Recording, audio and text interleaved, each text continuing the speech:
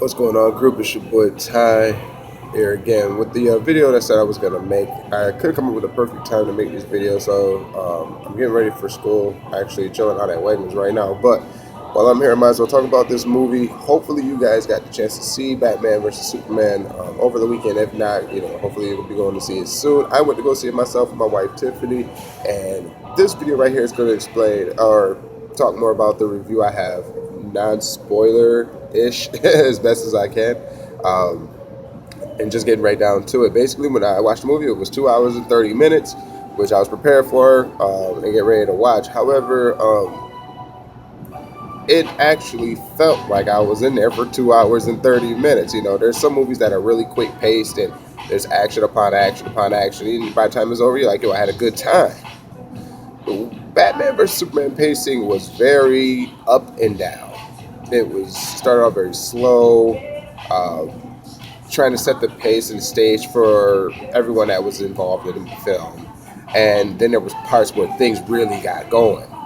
And then it went right back down to a very low, slow tone and pace of the movie, to the point where I know some people and almost myself damn near fell asleep in that movie theater.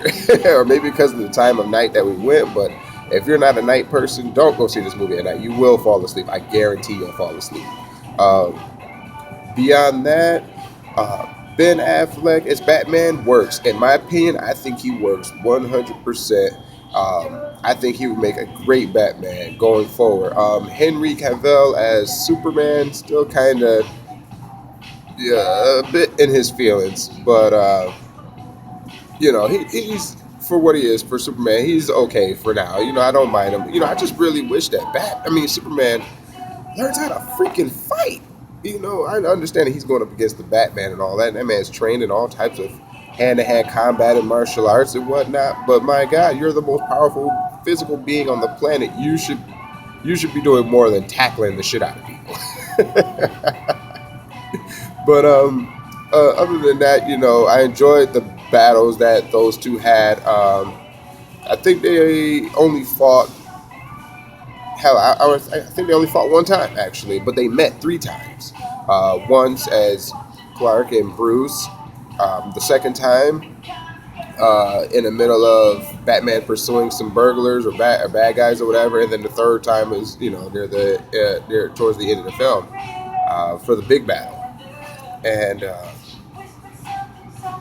boy, those flashbacks are not really flashes, but sightings or the scenes where Batman is seeing things, and the same thing with Superman. They're seeing things like in their immediate future or possible future and stuff like that.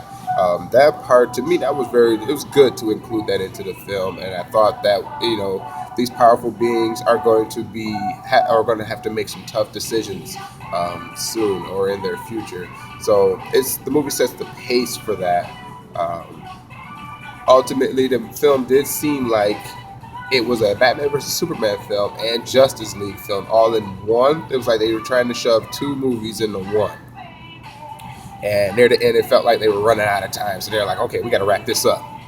So with that said, it left a lot of questions. It was like, wow, so many possibilities. Oh, and then a major plot hole to me, which I'll probably explain in the other movie. If you guys come up with a bright plot hole, say something, let me know. But I'll let you guys know in the next video. But if I have to give it a 1 out of 10, 10 being like, definitely go see this movie, I would say if you are not familiar with Batman and Superman, I would give it a 6. If you're not familiar, which is like crazy to say, but it's possible. If you're not familiar with Batman and Superman and the comics and stuff like that and storylines and whatnot, it's a 6 to you. Because it's a lot of things that you'll have to figure out for yourself as to who is what, when, where, and why. If you are a fan of this series and you got some decent grasp on who Batman and Superman and the trials and tribulations that they go through, then I would say for you, this movie is about 7.5 to an 8. And once you get past the pacing and the knowledge that they're not going to stick directly to the comic books and the lore of the comic books, because it's just unreal. You're going to have to shove like 30 years of comic book story into 2 hours. It's not going to happen.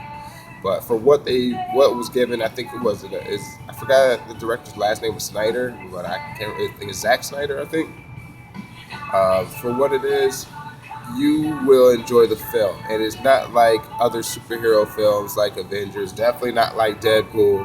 But I like the direction that they're going in, and the inclusion